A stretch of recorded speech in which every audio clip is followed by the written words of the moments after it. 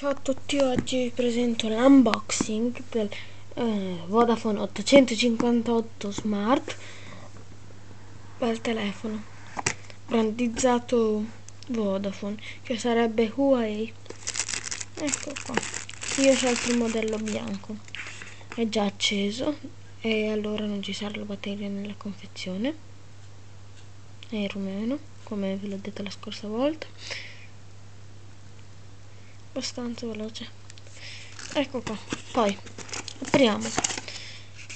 Questo è bianco e rosso. Qua il numero, l'unità, la garanzia. Poi qua con cavo USB, il caricatore con cavo USB. Poi il cavo USB, questo è tutto, poi i manualetti che non ci servono a niente. E questo è stato tutto. Vi farò un review più completo del telefono la prossima volta.